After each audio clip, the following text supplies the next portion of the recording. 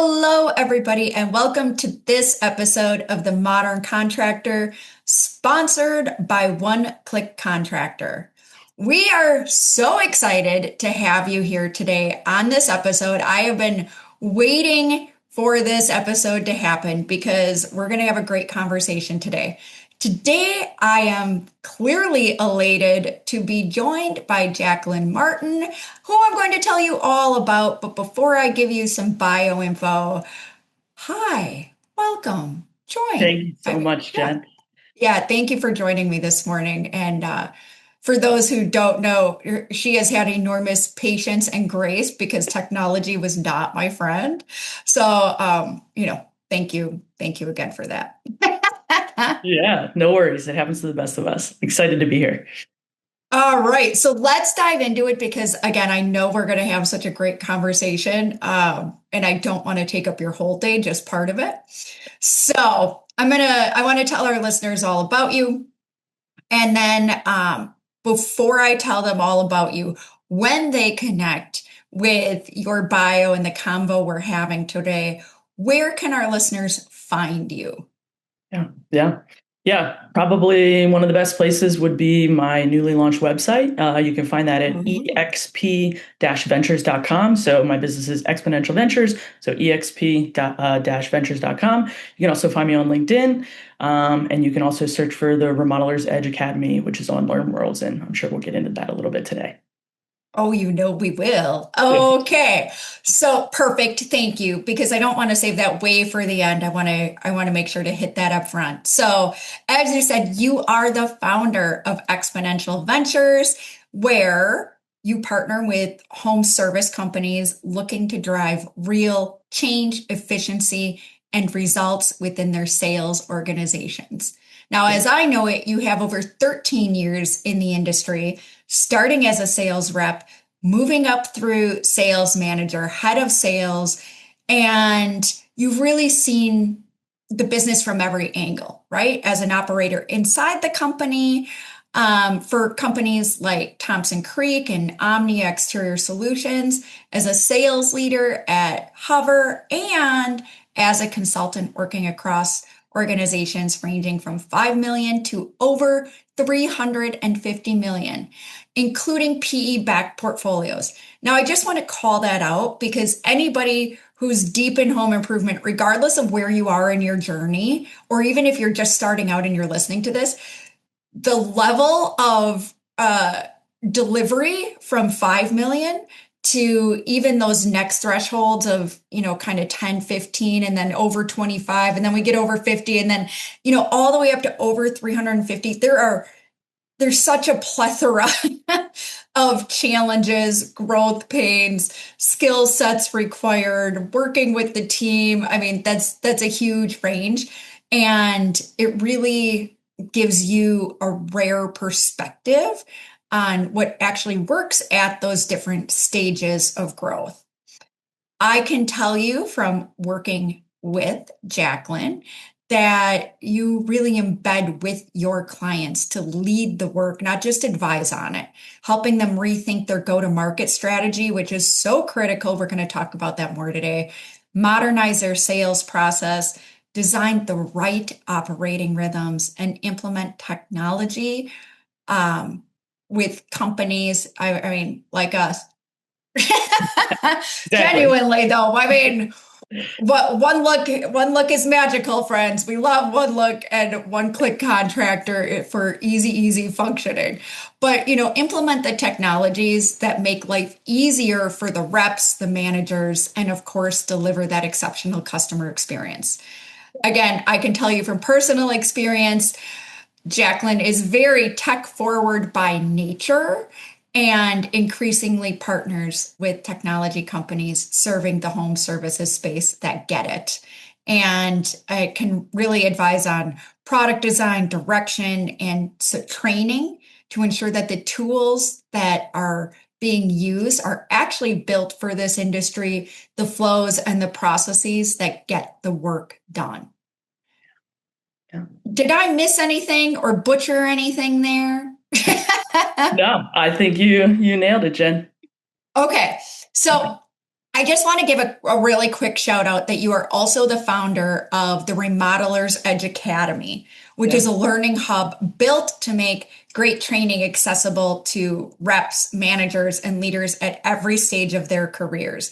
And it is a place to shortcut years of experience with frameworks, again, that actually work in the field. And anybody who doesn't believe that training is everything, you might want to just stop right here, take a deep breath, and really plug into listening to this call today. And then your flagship methodology, which is super cool, is the adaptive sales framework. It Yes. is a modern customer first sales approach. Let's just stop there a second. Because shouldn't the customer be first? I mean, Yes. hello. It moves beyond the tired one sit versus two sit debate to meet today's informed homeowners where they actually are. Yes. And across everything she does, Jacqueline's mission is the same: raise the bar for what professional looks like in home services, strategically, operationally, and of course, at the kitchen table. So, with all of that said, like I said, I am elated for this conversation. I'm so excited to dive in. Um, I had mentioned your background, but can you take us through just a really short, you know, in your own words, journey of moving from sales rep to Yeah. manager? And what were you selling as a sales rep? Just out of my own Yeah. curiosity. Yeah, honestly, I think this is probably my favorite story of my entire career. So, Oh, would love to yes. would love to share this one. Yeah, so I started as a rep at Thompson Creek Window Company. When you start there, you start in gutters. So I started in gutters in April of 2023. Sold gutters for a couple months, moved into doors, and got into windows within about 6 months. So once you learn each component, it kind of stacks, right? So you can run combos. Okay. So Love that. yeah. So within 6 months, I got into Windows. I really struggled indoors, but they teach you the sales process. Your managers are riding with you, and they're super engaged there. So when I got to Windows, though, I struggled quite a bit. I had that moment of like, should I do this job? I'm out here grinding. I'm spending all this money in gas, and I'm not winning. And I probably got a zero commission check. And I went over Yeah. 13 and had a tough week. So I called my manager, packed up my bags. He's like, come in, next morning. So I thought for sure, I'm getting fired that day, right? So I go in and Yeah. he brings me to the VP of sales office and we sit down and we have a conversation. And, I was blaming the leads. I was talking about how, my friend was getting bigger appointments than me, 22 windows. Of course, he's selling 20K, Yeah. all the typical excuses you All hear. the things. Totally, right? I probably have 5 days worth of paperwork and checks in my car too, right? So like, I wasn't a perfect rep at that time either, right? So it's funny to look Yeah. back on the things that I now coach out of, right? So, yeah, kind of had to come to Jesus conversation, right? Is this good for me? And the VP of sales politely gave me a little shake and, reset me, right? And he said, look, let's get back, commit to the process, see what it can do for you. Coach me on a few pieces that I had tinkered with and kind of forgot why I was doing them, took them out of my pitch, and it changed the process. So he reset me that day. I went out, I sold that next appointment, and then that was kind of it. I ended up selling $2 million in my first full year, made the Circle of Excellence at Thompson Creek, which is their president's trip. And that was sort of the beginning of it all. And I fell in love with the job after that. I don't know that I loved it up to the point where I thought I was going to quit. I didn't really see myself in this industry. I didn't really see myself as a salesperson, candidly, Jen. Yeah. Um, and I had left a job of, what I studied in college, being financial advisor, and just didn't know what to do next, right? So I sort of stumbled into this job, had no idea what it would be, ended up absolutely loving it. And then about a year after that tough conversation, my sales manager was leaving the company to go into landscaping, actually, I think at the time.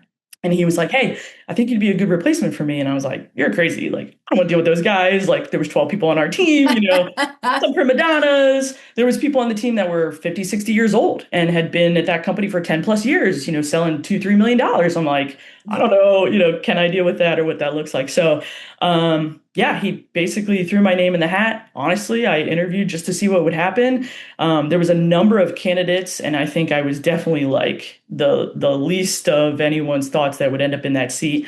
We went through a serious interview process. They sat us in a board meeting, 12 people, the owner of the company and everybody was in there, massive interview panel.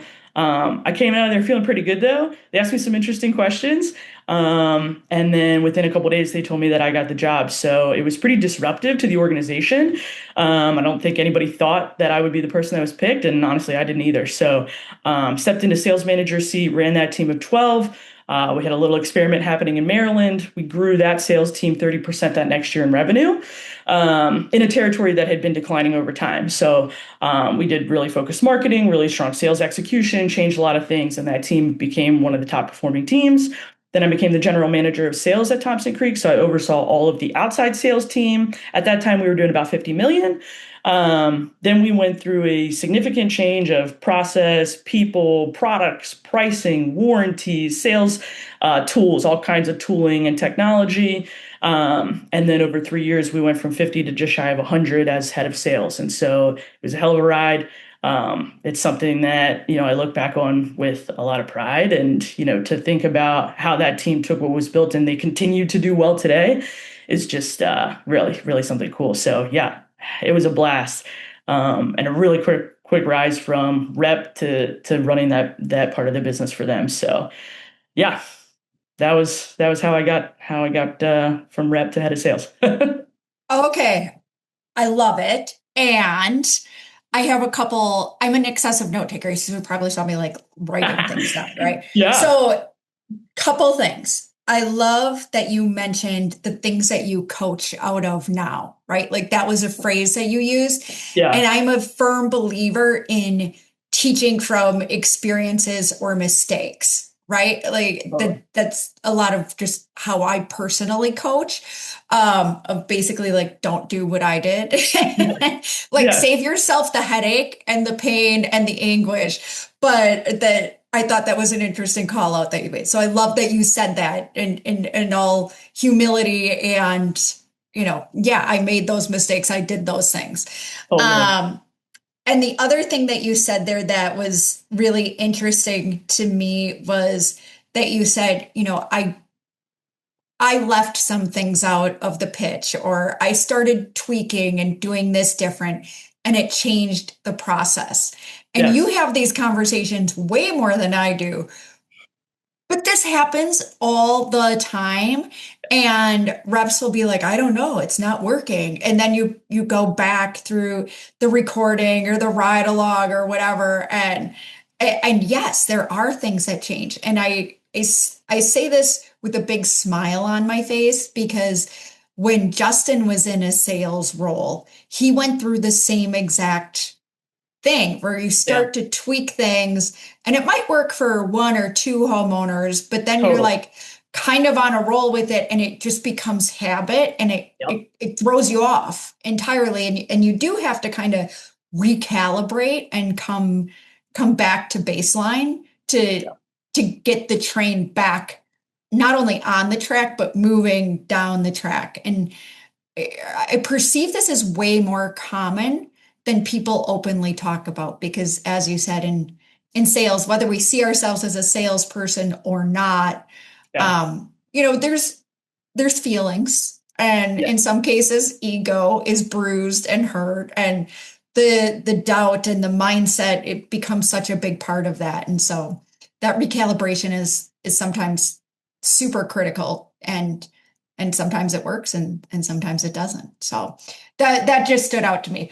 Okay, my other thing that stood out was I don't know if you can talk about it, but you said there was an experiment in Maryland. What was the Maryland experiment? Yeah, so I wasn't aware of this, and I think I could speak to this. We've had some Okay. good jokes and laughs about this since I was made aware. So there was four sales managers in the business at the time, so there was four teams.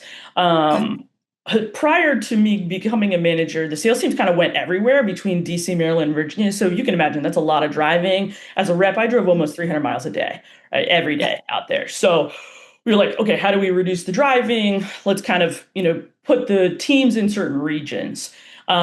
Well, none of the other sales managers wanted to take that region because it had been declining, right? So they gave it to me, the new sales manager. I didn't know Of that, course. right?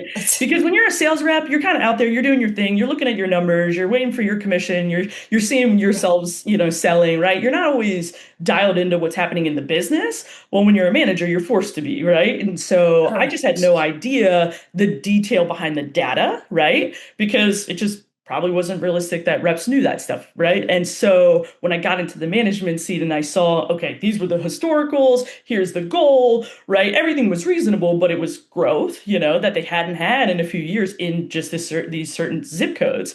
Well, they were my zip codes. And so as we went through the year and the team was winning, and really it was just execution, right? Like they needed structure, they needed someone paying attention, they needed someone going on rides with them.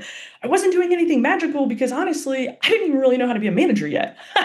I just knew how to be present and kind of help them fix the things that I knew that I had challenges with over the 18 months that I was selling, right? So I was just like, all right, well, if I answer my phone and I'm available for them and I make sure they show up and, I get these guys happy, maybe we'll just get better results while I figure this out. Because again, I had no idea. And I just kind of threw my name in the hat as like a let's see what happens thing. So I end up in this seat. I don't know Sure. what I'm doing.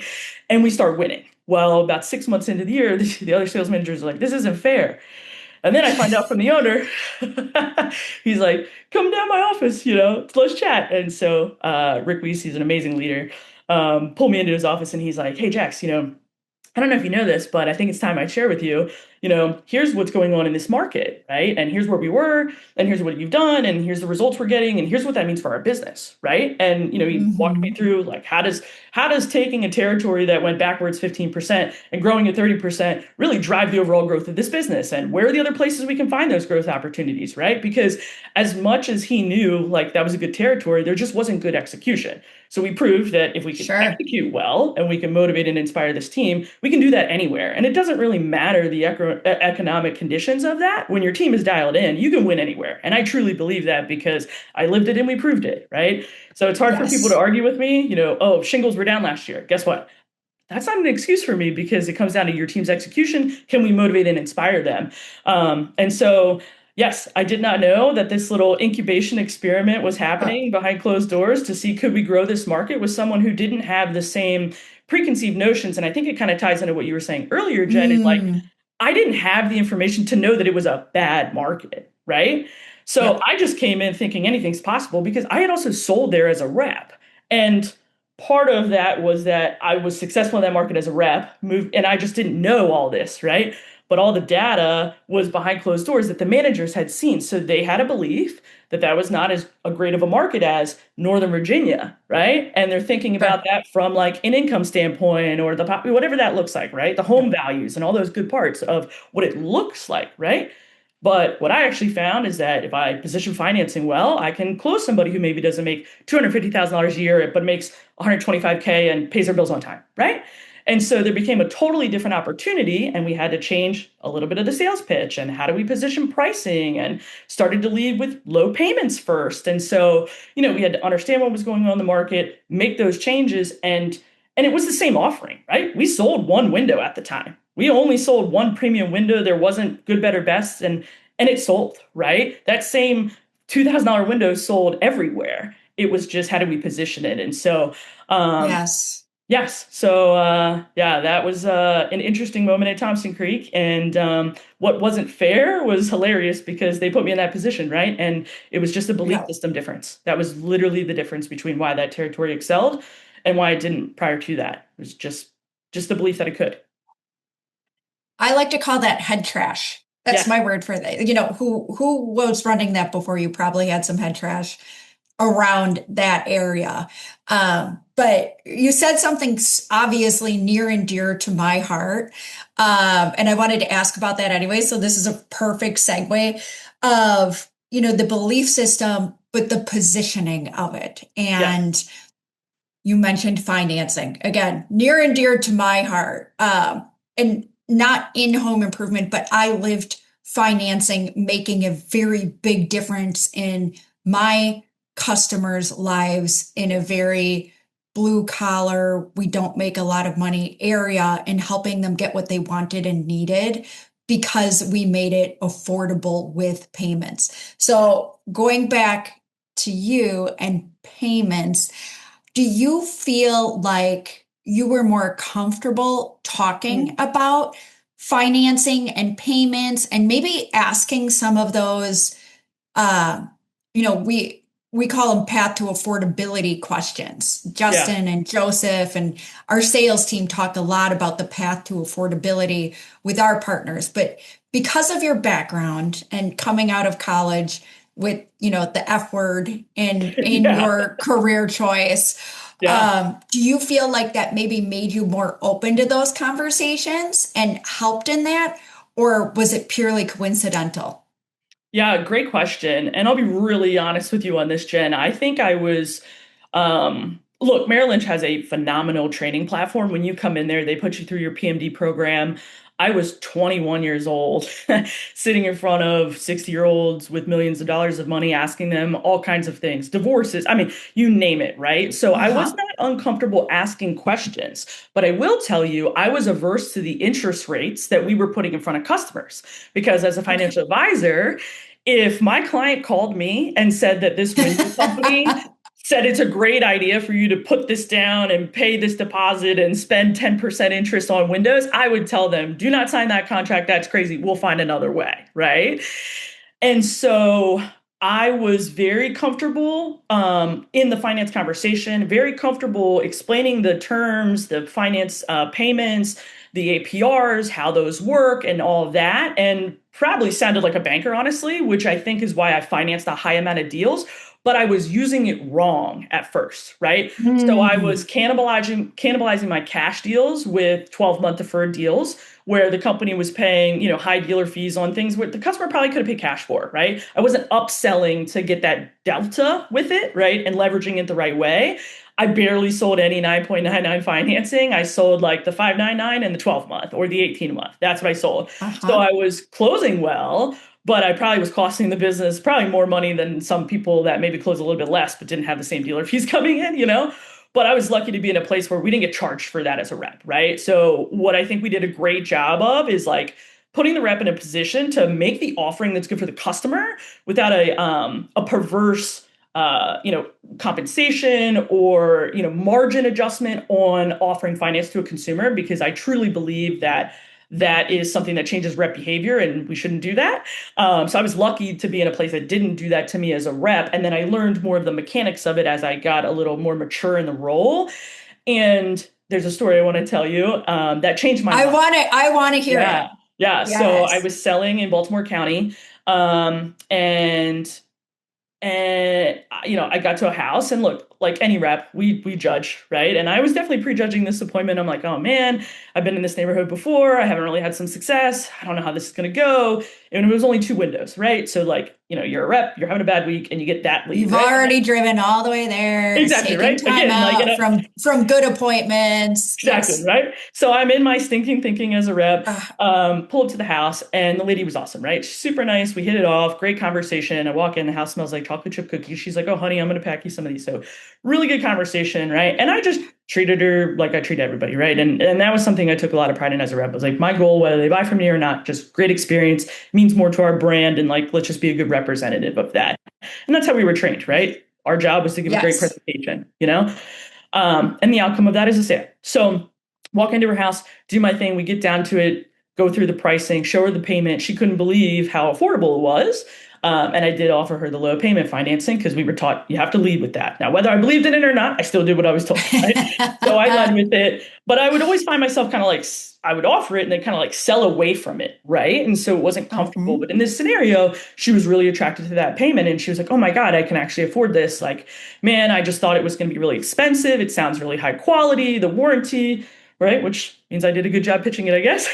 Correct. You hit those Right? boxes. Right? She was seeing the value and she wanted it, right? And so I think what really connected for me that day is one, it's the path to make things affordable for people who didn't save the money or who don't think they can afford something as nice as they truly deserve, right? And so when she saw the payment, Yes. it was like $56 a month. She couldn't believe it because then she starts to reveal, and she hadn't told me this up to this point. Other companies came out, they didn't even offer her financing. It was, thousands of dollars, and she just didn't have that money. She's on a Yeah. fixed income, et cetera, et cetera, et cetera, right? And so I said, well, look, it's pretty easy to get started. And we also offered some flexibility on the deposit for those types of deals. So I showed her what that could look like, made it even more comfortable for her. And so I was like, great. Then the last step is just, it takes about 30 seconds. Give me a couple pieces of information. We're going to process your application right now. We'll find out right now while I'm here with you if you got approved or not. She was so scared to give me the information and embarrassed that she wasn't going to get approved. She ends up telling me that she had filed for bankruptcy at one point. She didn't know if it had been long enough. And I said, look, worst case is they come back and say no, right? We can try that. Just like if you're okay with it, right? It is going to pull your credit. Let's see how it goes. She's like, all right, honey, let's go.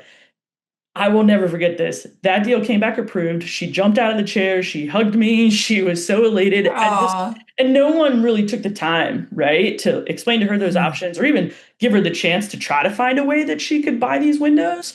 But she wanted them. She needed them. And honestly, I'm glad we were the ones that did it because we put her in a better position because of it. And I will never forget. I walked out of that appointment. I called my sales manager. I was like, I get it now, right? It's not for everybody, but it is for some Yep. people. And I shouldn't judge that rate because it can actually help others, right? And candidly, there have been times in my life since then that I've actually needed something like that, right? And Yep. money comes and flows and things like that. And so, yeah, I think that I was never afraid to have the conversation. I was afraid of the interest rate, and it took that instance for me to really realize like the power of how you can leverage different tools for different customers for different reasons and to take my personal belief of affordability or how they should pay out of the conversation. And it's just my job is to just offer the options and educate them so that they can make the decision that's best for their financial situation because it's not our business, right? And I see a lot of reps make the mistake of pushing the customer the way that they would buy, and they're losing deals because of that. And candidly, it's not as good of a customer experience to do that, right? And we need to be empowering our Right. customers now more than ever with the right information that is factual so they feel comfortable to make an educated decision. I mean, just like, so many things there. Yes, yes, yes, yes. But you make, before I go into my notes, you make so many valid points there. One of the things I want to layer onto that is, you said your beliefs about like how they should pay or what plan they should use. Yeah. The reality is today's homeowner has an average, and this is nationwide, so it doesn't matter what neighborhood you're in. We're taking a nationwide average here. Nationwide average homeowner has less than 4K sitting in their Yeah. savings. Yeah. So we're going into these homes presenting projects that are obviously amazing. And sometimes it's a quality of life thing. We're like, Yeah. they physically need this to get through their day. They Yeah. don't have the cash to give you. And so then they're trying to find where they're going to get the cash. And so when you make it easy for them to buy and you make it affordable, as you said, that's when we're not leaving deals on the table. But we still have it today, 2026. Yeah. So many companies are leading with that idea of my customers pay cash. Well, some of them do, but how many customers can't and won't tell you they can't? That you are leaving not only on the table for your company, but more importantly for them, like leaving them without what they want or need because you simply didn't provide the options. Like, yeah, Right. And there's yes, so many great lenders now that have low dealer fees, unique offerings. yes, Obviously, I love One Look, so huge proponent of the flexibility and control that gives you as a yes, contractor, the ease of the experience for the rep. But like, there's no reason to not be doing it. And if you're not, someone is coming behind you, offering that to your customer and taking them off of the market. And if we've learned anything from the Amazons of the world, the Ubers of the world, like the price transparency and the ease of the transaction, that's what the yes, buyer wants today. And if you are not making it easy for them to buy and leaving them in the place where they have to go figure out where to get the money right, or move it from, you know what I mean? It's just like just offer the path of the least resistance, and you'd be shocked how many people say yes to it, because how much easier it is to get finance from you through one look for the homeowner Right. while you're there in the home, compared to them going and doing a HELOC or sourcing that personal loan. It's just like, I mean, look, people don't have a lot of time. They want to use their time for different things. Why not bring that as a service as a contractor? And I can't tell you, Jen, how much that changed our business when we started financing 50 to 60% of our deals. We started getting 30% of our business in that low payment plan. I mean, just the average tickets and the close rates. And then, it's super easy to move the needle with your team, right? It's like, okay, you're only financing Yes. 30% of your deals. We know there's 20% minimum left on the table, Minimum. right? Yes. And there's a Yep. lot to be said about just the opportunity right there to grow your business. If you aren't financing at least 30, 40, 50% of your business, you are leaving probably 10 to 20% of growth on the table, doing nothing else but just that. Well, and some of those big companies, I'm not going to name them, but they genuine that I know our listeners are competing against Yeah. and or are listening to this and are using One Look as part of their sales process. The big companies that everybody wants to be like, but is also trying to sell against, Yes. they're financing 65% At plus least. of their jobs Yep. at least, right? Like that is a norm. Industry best practice benchmark is about 70%. And so again, if a company isn't there, there is opportunity because of how today's consumer is buying. Yeah. And I don't want to make this all about financing, but obviously I could talk about financing all day. But I was Me just too. listening to a Home Improvement Research Institute webinar on the consumer right now. And two things are happening. Thing number one is a lot of homeowners are choosing repair over Mm. replacement. And they're saying it's because it's financial, but it's not financial, it's uncertainty. They are Mhm. uncertain with what we have happening in the US right now and things they simply can't control. So that uncertainty and level of uncomfort of I don't know what's happening next is making them not want to spend liquid. So I feel like we're going to see more of that payment plan and those longer, 12 months will always have 12 months, but some of those longer promos might be worth running for a short time because you don't want to do them forever. They're expensive. Yeah. But we're going to see more of those being leveraged by homeowners so they can get that comfortable monthly payment without the prepayment penalties. And even though they're uncertain, they can still go forward with projects. The other thing that was interesting out of that, I mean, there was a ton of them, but related to this conversation is it has now flipped for the first time of who is our biggest demographic Mm. in remodeling purchases. It was the boomers for a really long time, right? They got cash, they're good. It is now millennials. Millennials are currently outspending boomers on projects. And so we're seeing a couple of things like we're seeing less projects across the industry right now, real-time data, but they are bigger ticket projects. And so how we're selling it becomes part of the conversation. That's not really where I wanted to go. I am going to go there though, because Yeah. Jax, like I know you are so passionate about this. I want to talk about that. Before I talk about that, a question that popped up when you were talking was HELOCs. So Mm. we do have a HELOC product on One Look for the companies who like that really, that bigger purchase price and what HELOCs offer. Yeah. But with your background, again, financial world and advising versus being a rep in the home, Yeah. I'm going to ask you an uncomfortable question. How do you feel about HELOCs? Yeah. Yeah. No, I think it's a great tool. When I was a rep, it wasn't easy to get it, right? It was like It's 30, still 60. not. 90-day Yeah. process, right? And the time of it. Also think they're doing so many crazy things with technology, right? So they're doing remote Yes. appraisals or no appraisals anymore, depending, when you took the loan and things of that nature. So in my mind, as a rep, it was like, okay, we can overcome the complexity of all that and give you a loan that's easier. It's not tied to your home, it's unsecured, yada, yada, yada, right?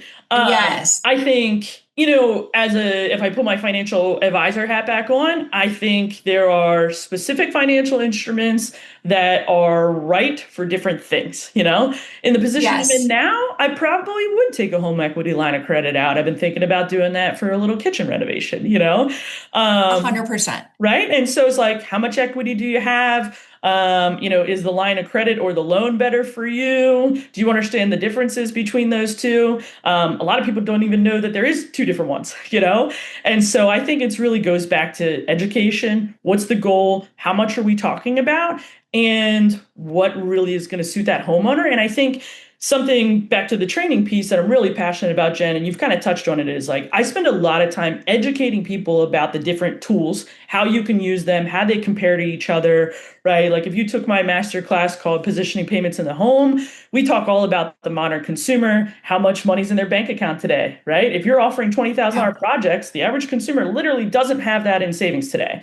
So, I spend a lot of time telling you about the consumer environment so you understand why you would even offer a loan to them in the first place. And then how does your loan compare to what are the other offerings out there, right? They could use a credit card Yeah. too, 27% APR, right?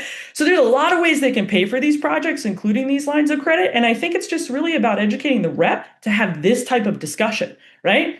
And empowering them to understand, hey, I offer these ways you can buy, but you can also go do these things, right? And Yep. which one's best for you? But I also came from a place that was a one sit close, so we wanted the business today. Yeah. And at that time, Jen, the line of credit didn't get you the business today. So, It gives away the control, quite honestly, totally. right? Like Right. the homeowner can go get that HELOC. And for some people, that makes them feel comfortable. They're in control of how that goes. Yeah. But there's no guarantee 30, 60, 90 days later. Again, that's not how it is today. But back when, Totally. even 2, 3 years ago, Yeah. there's no guarantee that they're going to take that money they get and spend it on your product. Yeah. Even And with, not go buy a boat. right, Right. 100%. Yeah. Well, and No, and we've had that even happen. Yeah. So, it happens all the time. Even with, there are financing entities that fund the homeowner right. Yep. versus the company. And I can't tell you how many times we hear like, oh, they remodeled their kitchen instead of buying my deck, or they spent it here. Like when you give away that control, whether you're a one sit close or not, Yeah. the control in home improvement and home services is a big deal. And I'm not Totally. going to harp on that because there's other people better harpers than me. but Yeah. But you're spot but on. yeah, yeah. So you and I are super in sync because the next place I wanted to go with you, you kind of already said, is modern homeowner. So Jax, talk us through a little bit how the modern homeowner has changed and why the industry's old playbooks don't work anymore. Yeah, yeah, this is something that I have been ideating on and sort of massaging for years now. And this passion project is finally, birthed into existence through Remodelers Edge Academy is, you know, when I was a rep, the homeowner didn't know much about products. They didn't know anything about warranty because it's all hidden. And they didn't know anything about price other than maybe what Angie's List was providing at the time. And so they came in with a lot of questions, but it's like they didn't even know what questions to ask to get the right information. And I think one thing our industry has been very good about is continuing to withhold that information 13 years later. And so I think where the consumer is today, particularly to the point you made earlier, is the demographic is shifting younger. right? These are folks who candidly are probably trying to do it themselves first if they can, and then going and seeking a professional. Also, the way that they're sourcing information is quite a bit different, right? So I feel like when I was selling, there was a lot of referrals, and that's where the information came from, was like a friend who did a job or a family member. That was the experience. That was what they knew. So that's who they called, right? Um, Yes. they started to Google things, but really what was available on websites is like, I sell roofs, I sell windows, we sell siding, book an appointment, right? Every home improvement company just wants you to book an appointment. They get a rep out to your house. They're not giving you information over the phone. They're forcing you into whatever their version of that appointment is. And you don't get anything, Jen, until we come out to your house. Even Right. worse, you have companies that promise they're going to give you a quote on the first visit on that visit, and then they show up and they don't do that, right? So here's what I can tell you. The modern consumer isn't dealing with that. And the minute that you do that, they are out of your funnel, right? And so I think the modern consumer is expecting more information and transparency online. I think the companies that are getting more trust are ones who are being more transparent about pricing or products or warranties. Um, and look, everybody's searching through AI. So how is AI representing your company, and what can you do to make sure that it represents your company well? And I think the modern consumer is asking great questions and also asking AI how to prepare for these appointments to ask better questions in these appointments. And guess what? They still care about product, price, warranties, quality of work, your reputation, your communication, right? So I don't think what the customer cares about is different. I think how prepared they are for you to come in their home is very different. And I think if you try to go in there and tell them the way that you used to tell the old customer, you're going to quickly get moved down that list because you were already filtered, right? The reason that you even got to the home is because you've already been filtered probably from 10 to 3, right? 10 to 4 Uh-huh. for sure. So they're already sort of picking you. So don't mess it up, right? We have to align to what they're looking for. And I think today's the best sales reps always and still today are the ones who know how to ask great questions, understand where the customer is at, and position themselves on that journey, and also condense the journey, right? And so the other big thing I think is different today is that the consumer, when I was a rep 13 years ago, probably took 2 to 3 months to make a decision. Consumers today take 5.8 months. So they are doing much, much, much more research, dating, looking at you on, talking about you on Reddit. I mean, they're everywhere now, right? They're going on Yes. your Facebook, they're looking, and it's just, they can tell reviews are fake now or paid for, right? And those are the things that AI is also picking up on, right? So goes back to like, who's the most authentic, trustful company is like still the ones that have always been doing it well, right? It's just they're showing up in a place where they're giving more information to the consumer, there's more transparency in price, and they're giving the customer what they promise on each visit, right? So to me, it's really still about asking great questions, but more importantly, like where is that customer on that 5.8 month journey now? And how do I give them the information they need at that point of the journey? And that just is through great discovery and understanding how to then position my company and my product on where they are in that discovery place. So I think your modern consumer, to summarize it, is much more educated. They've already filtered you. They're not filtering you at the property. They've filtered you online already. There was a reason that they chose you and whoever else. You need to know those reasons to capitalize on your positioning. If you are not presenting price, I'm not saying you have to close on the first visit, but if you are not getting price in that first visit, then the person who is getting more trust credibility from you, right? So you're going to get beat if you're not doing that. If you're not offering things like financing, your modern consumer is going to be looking for that, right? So I think it's more like there's a lot of companies that look the same, but what's missing is starting to really become more evident. And also, Jen, you know Hmm. this just as well as I do, but private equity has made everyone level up in this industry.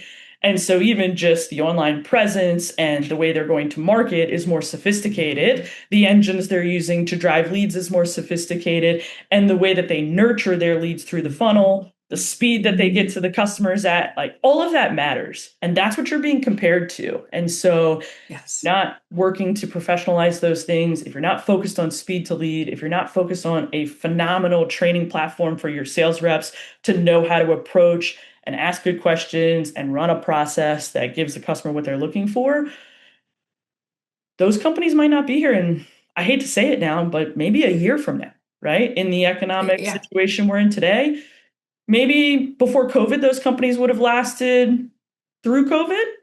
But the people who are struggling today are the ones who forgot how to sell and market during COVID because it was easy, Jen, it right? was easy. It was easy, Yes.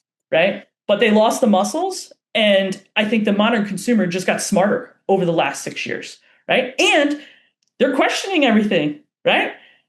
Yes, everything. Everything. So, as you said, again, I love geeking out on data. So, data to back that up, before they even call your call center, they have visited current studies show they visited 3 to 4 websites that was narrowed down. And yes, they are using AI. They are asking deeper questions. They Yes. are looking at your testimonials. They are looking for payments and affordability and if that's an option. Yeah. Because, again, there's a lot of things juggling in life. And now that we've got all of these things happening at once, you have to have all of those pieces in there, or Yeah. they're not calling you to begin with. And No. I am concerned, I say concerned with love for some of the um, mom and pop Yes. isn't the right phrase, but family owned businesses who do function with integrity and do provide exceptional personalized care to their homeowners if they're not getting their websites spiffied Yeah. up, if you will, if they're not getting on AI in some way, shape, or form, if they're not able to be seen from a Yes. technology standpoint, they're not going to be seen for much longer. It's just Exactly. the world we live in. Yeah. So, Yeah. And the website best is part about critical. that is now, because the tools are so accessible, my hope Yes. is that more people, if they don't have the skills, they try to learn these skills. I've learned how to code with Claude Code. I never dreamt, Jen, that I would be using tools in the way I'm using them today. And it's amazing what you can build. And even just using some of these tools to streamline processes that are simple, right? Taking your estimate, creating a Yes. work order, right? If you're not doing these things to streamline your business or make it easier or better or faster, I would highly encourage you to do so. And I think even the mom and pops, right, is just, I still think people are really craving a human connection, right? I don't think any of this Yes, that's AI is never gonna going away. totally, Yeah. right? Especially in what we do, right? I think that, Yes. there's a lot of trust that gets built, and I think AI can do a great job of making the speed happen faster, right? Answering the phone after hours, right? All of these things. And I think those are the places where it's actually being deployed really well in our industry right now. The call centers and stuff, I think that stuff is great. I also think there's a lot of places it's not being deployed well, and we can definitely get to that in a little bit. But yeah, I definitely have concerns for people who aren't, looking around and asking questions and at least trying to understand how this is going to impact them because it's moving at a speed that's unbelievable, a speed that I've never seen in my lifetime, in how this technology is evolving and the impact it can bring to your business and give you a better lifestyle, right? Because you and I both know a lot of these mom and pops are just drowning in these businesses. And that's the problem Yes. that they have in scaling it, right? Is that they're the doers and they're so stuck in the business, they can't work on the business, On the business. And I think there's a Yes. great opportunity right now in these tools to help them lift up a little bit, automate some of that stuff, or streamline it to just make it easier for them to enjoy these businesses they're building because there's a ton of phenomenal businesses and wealth that's also going to transfer soon.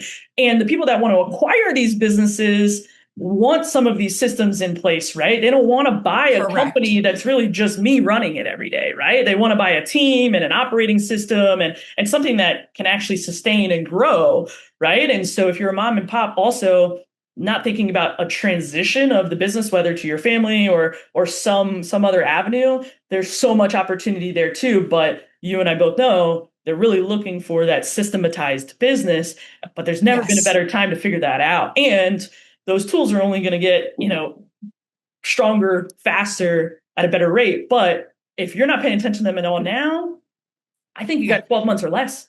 It's kind of a scary thing to think about.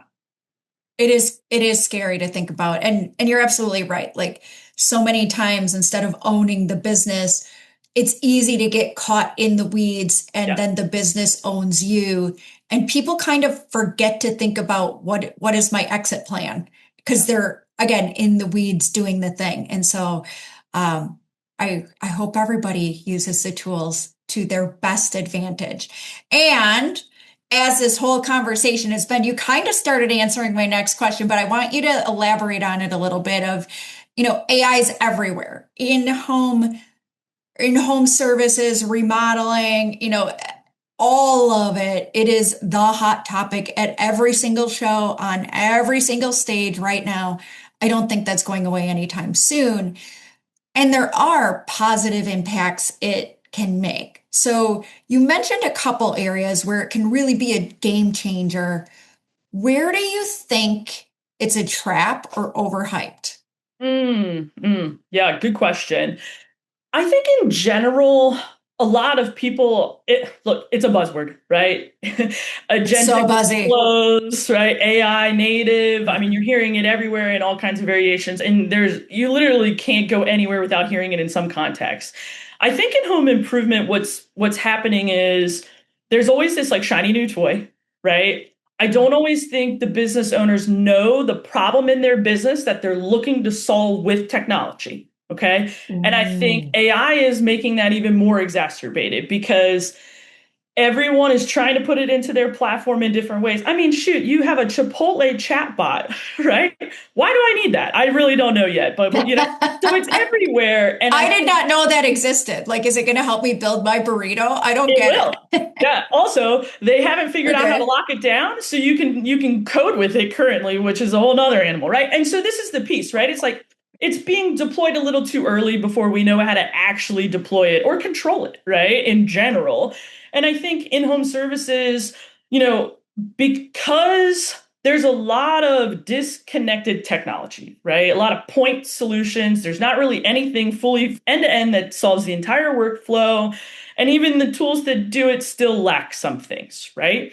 And so there's no Mhm. perfect solution. And I think the trap in home improvements is going and seeing this shiny new toy that looks cool, but not really understanding how does it implement into this tech stack and what problem are we really solving. So for me, it's like the technology traps in home improvement are typically like, we think we understand the workflow, but that's not actually how the team uses the tool. So we go buy another one. It's made by a decision maker who doesn't actually use the tool every day and then is wondering why we spent so much money and the team doesn't use it and we're not getting the ROI out of it. I think AI is going to be more costly and have more mistakes like that because I just don't know what people are solving for with some of it yet, right? I was at a show where Mhm. somebody walked into a presentation booth and asked, "Is there AI in this tool?" And the gentleman sitting at that table said, "Well, what specifically are you looking to solve?" He said, "I just want a tool that has AI." And he's like, "Well, I don't know that I can answer that well here without knowing what you're looking for, right?" And kudos to this salesperson for not just, yeah, just shining Uh-huh. the AI tool or whatever it was that they did have, right? Without understanding really how this person wanted to apply it. And the gentleman was frustrated and walked out of the booth. But I really believe that that is the trap, right? Wanting it because you Yes. know that it's sexy, wanting it because you know that you need to have it, but you don't really know what problem you're deploying. I think that's the biggest challenge that I have with it. And I also think I'm seeing a lot of companies removing people out of the business pretty quickly, maybe not have backfilled kind of that tribal knowledge and seeing some Mhm. challenges in the breakdowns in the workflows, right? And I think maybe what they thought some of these agents would be capable of completing is not quite delivering. And again, I think that just kind of goes back to some of it's maybe just a little too early, right? Mhm. In just how it's being deployed. Okay. Yes. Yes, yes. Again, from what you said, I want to call out two things that I heard rephrasing in Jen's words. Yeah. Uh, One size doesn't fit all. It No. feels like sometimes people are like, oh, that works for so and so and their $150 million business. That's totally going to work in my $8 million business. Your businesses at that point are at very different points. It's not a one size fits all. Yeah. And an $8 million business is a great business. And you need to choose tools that work for you. One size does not fit all. The other thing that you said that we experience so much in home improvement is many of these tools are often built by people who don't understand this industry. They Yep. like this industry and they want to play in it because of the margins and because of where they can make money, but they've actually spent zero time in home services. They don't understand what it means to sit at the kitchen table. They don't understand that face-to-face relationship in selling. And they're trying to take a product that might work in retail or in another type industry. Healthcare is another one that we see a lot of that just try to fit this box. Mhm. Um, come, and yes, it works here, so it'll work for you. It's not a one size fits all. And many of these things are built by people who don't understand your sales process, your flow, your close, how you interact with homeowners. And so the product sounds cool, like you said, like shiny new toy. But Right. is this shiny new toy actually built from an understanding of what we're trying to do and what we do fundamentally on a day by day basis? And a lot of times the answer is no, Yes. but people aren't asking the deeper questions. So those Yeah. are, again, what I what I heard and rephrased in my way, but those are, I think, really critical points that people need to evaluate when they are looking at tools, whether it be AI or technology, or I'm going to use a remote sales team somewhere else in the world. Like it Yeah. could fit and it could work, but you just need to ask more questions. Definitely. And also, I think, look, at the end of the day, I love technology, but that is the hardest thing to watch a demo and then actually integrate it and implement it into your business and it behave the way you saw it behave in a demo. It never does.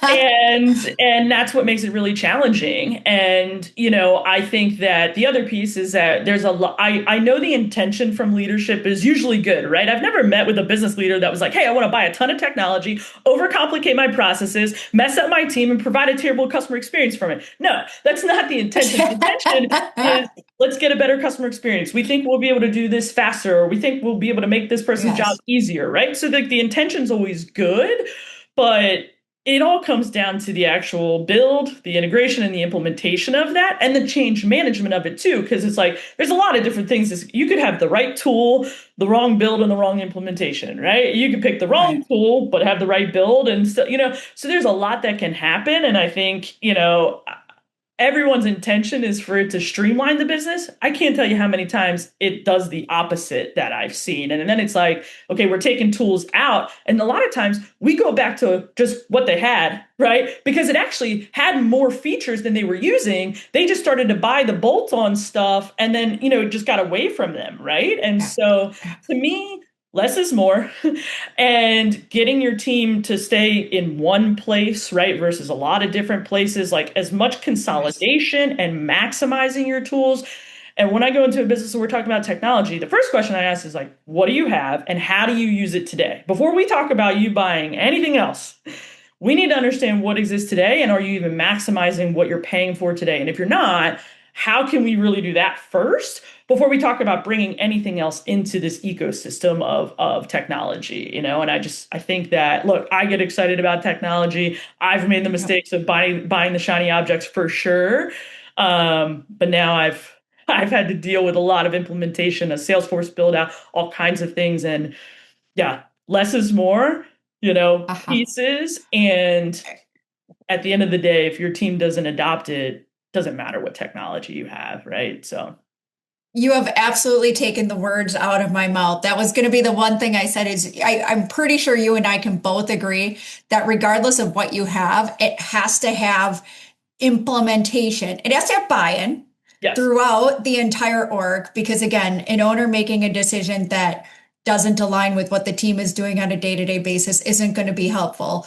But yeah, there has to be alignment across all levels and implementation has to happen at all levels because if there is a breakdown anywhere in that process, it makes it longer, harder, and more painful for everybody. totally. And don't be afraid to rip the band-aid, right? I see a lot of that too, Right. where it's like, oh, we're kind of between these two systems and we'll Yes, one leg here and one leg here. right. It's Yeah. hard, you just Do it at a time where you're not going to kill your business overnight. Do it when it's a little slower, whatever that is. I think the timing of these implementations is extremely important in the type of For work. sure.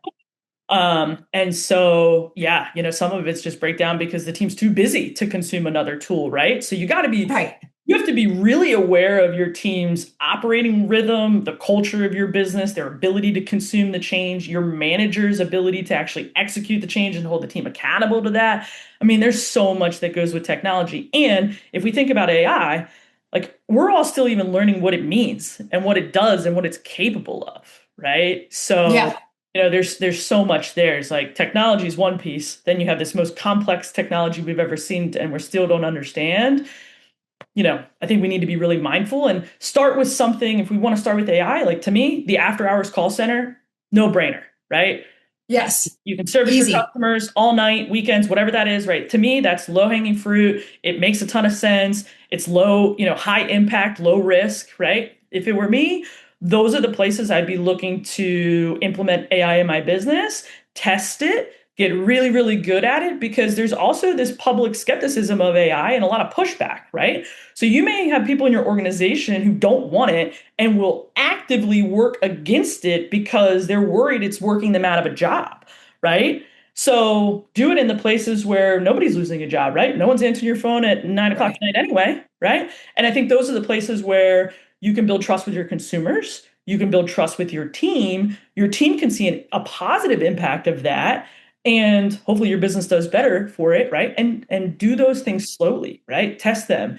Pilots are your friend when it comes to technology. I promise you that. Small, controlled pilots. I think people also just, that's the one thing you don't rip the band-aid on, right? Full board visibility, right? So, I think yeah, there's a lot there. I could go on for days about that. So You might need a class on that if you don't have it already, like how to successfully implement a pilot. I'm Because working on that. I would send everybody to this class. I love you, everybody, but many of you need this Yeah, class. yeah, How that's to exactly the successfully type of like implement a pilot. Okay, Jax, I want to be mindful of your time because I know we're getting somewhat near the end of the time I get with you. And I also know we could talk all day. So I yeah. have one more like work question, and then I want to end with a couple fun questions. All right, I let's go. don't want to leave this call without talking about training because Mhm. you and I are both so passionate about this. And I don't want to put words in your mouth. From my perspective, training and investing in your people is absolutely one of the best investments somebody can make in their business, period. So, talk to us about training, talk to us about the academy, like give us some juice to Yeah. end on, home improvement, home services world.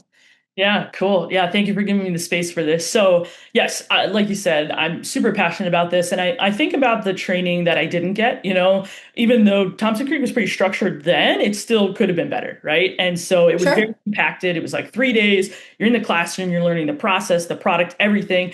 And it was more like, okay, I had this information, but then I had to learn on the job, right? Which is challenging. And then you're practicing in front of customers, right? And that's not great for their experience. And so, when I became a manager, I was much more structured in weekly trainings with the sales team, just my own team, right? What I could influence. And then when I became head of, Yes. right, we had to build a really strong recruiting engine because we knew we were going to have turnover because of all the changes we were making. And candidly, we wanted it, right? We needed to shift away from that old culture. If we didn't shift out of that, we weren't going to reach new heights, right? And so we kind of prepared by knowing we're ratcheting up accountability, we're implementing a 3-day training structure, we're implementing minimum company standards, and this is scary, but we're going to do it because we know long term this is the right way to go. And so we moved to a 4-week onboarding process, very structured sales process, ride alongs for the sales team. We ended up hiring, I still think to this day, he's the best sales trainer in the country. I don't think anyone touches this guy. He's there, he'll never leave. He bleeds blue.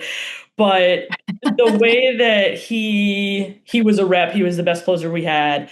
But he was able to inject passion, excitement, and belief in the process and what we did. And it came with this very specific structure. And so, I've seen some things where, we kind of shortcut training when we hire somebody that has experience, right? I've seen, oh, like we'll just give him to the sales manager and he'll just ride with him and he'll figure it out. Or we're just going to put him with this rep. It doesn't work, right?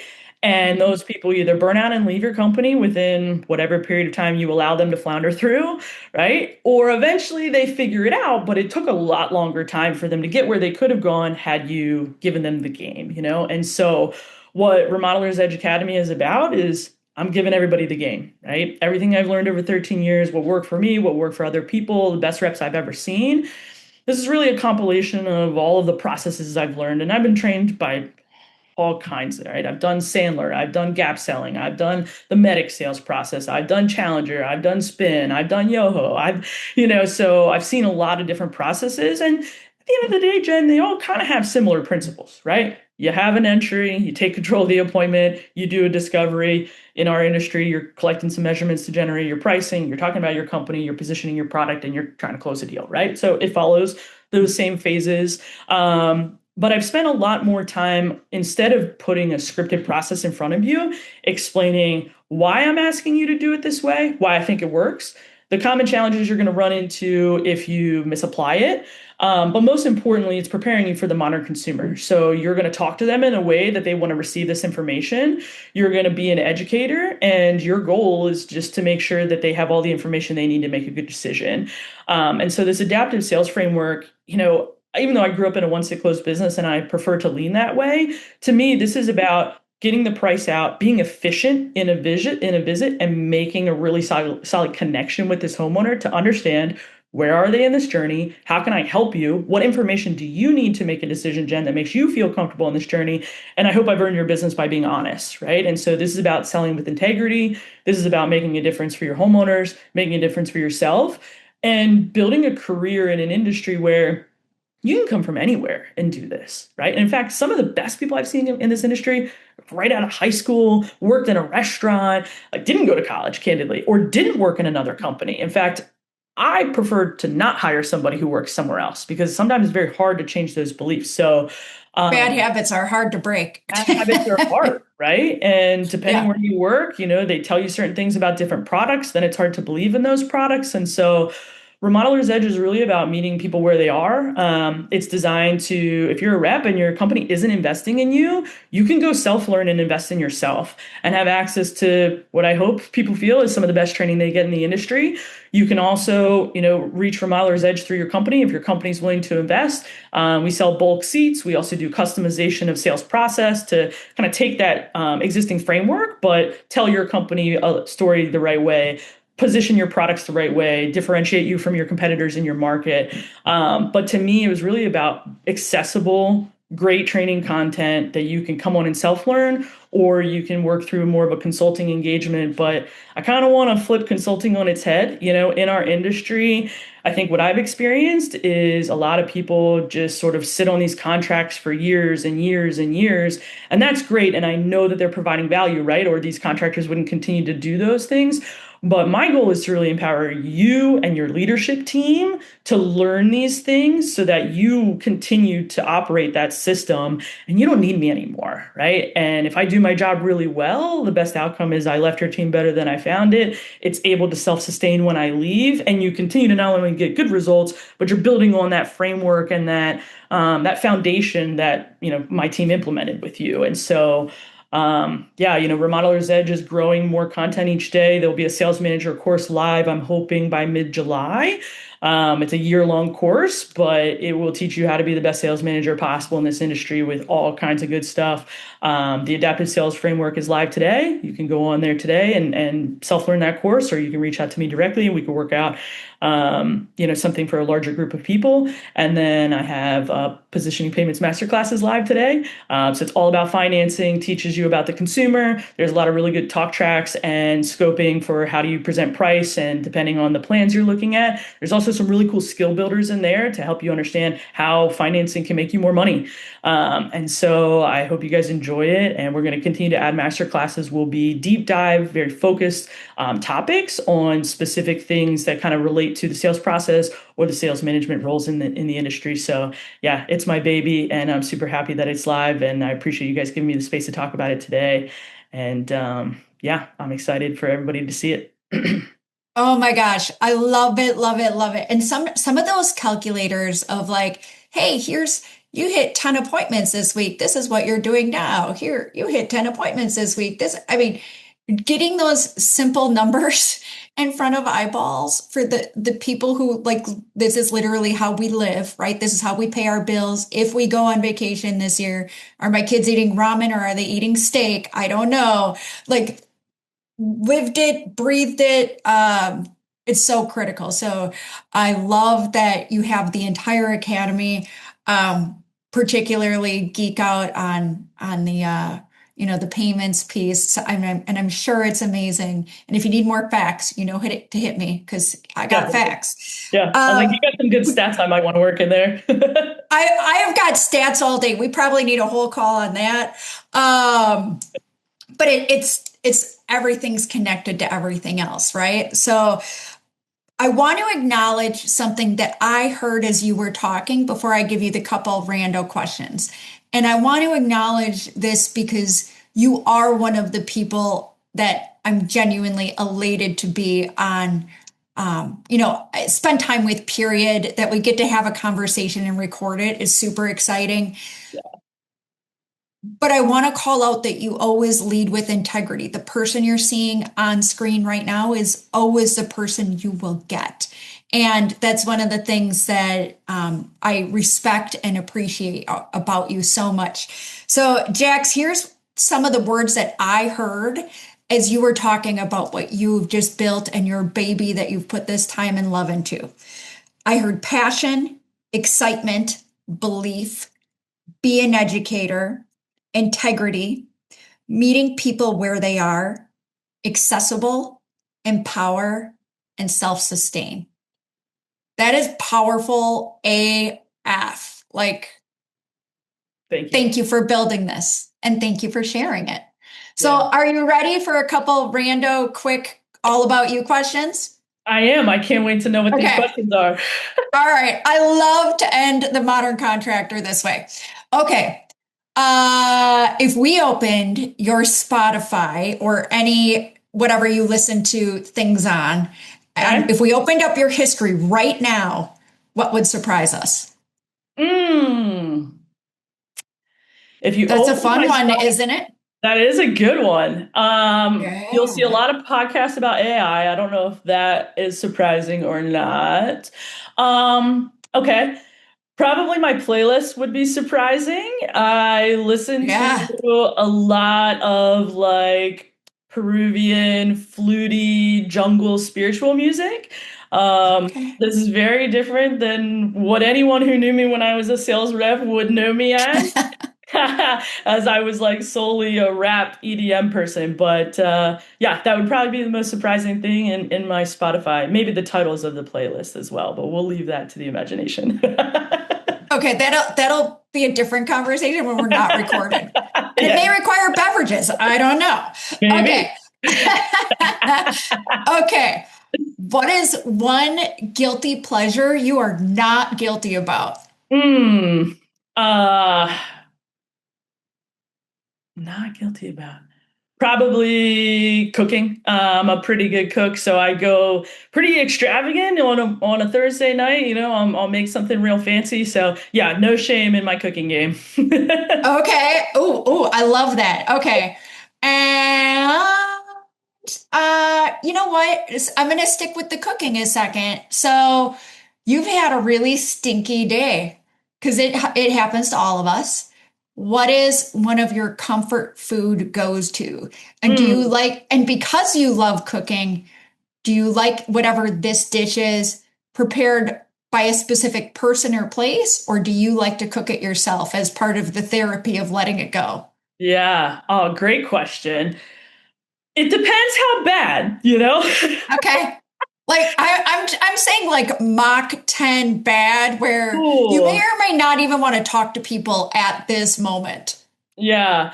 All right. If I'm having that kind of day and I don't want to talk, I'm definitely cooking it myself. I think the Okay. go-to meal that releases the frustration and is comforting is probably pasta. I'm Italian and I love to make some pasta.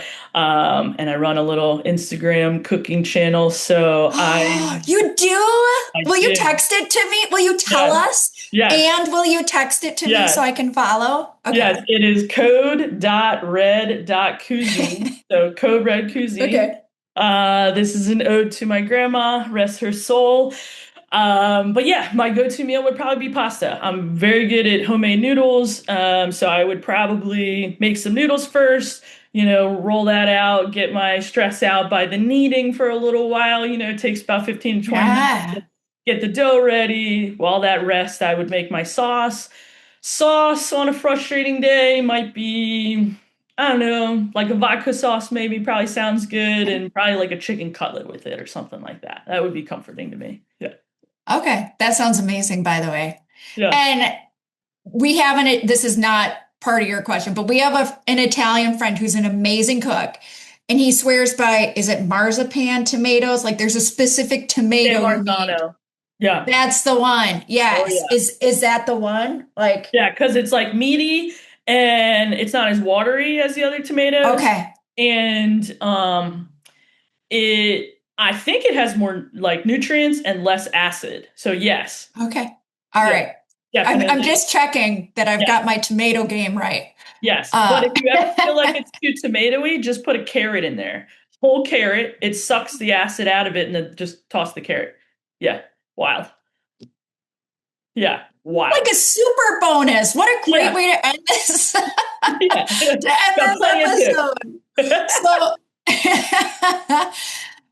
Jacqueline Martin, thank you so much for it's really hard to call you Jacqueline, by the way. I keep wanting to call Yeah, you Jack. So yeah. I It's will okay. end Either it one's cool. professionally. Yeah, yeah. Thank you so much for joining us for this episode of The Modern Contractor. It has absolutely been a delight. I know your schedule's crazy, so I really appreciate you making the time. And I can't wait to talk to you soon again. Thank you so much for having me on, Jen. This was awesome, and I really appreciate the time and the opportunity to chat with you here. Thank you. Until next time, goodbye, everybody. Bye, everybody.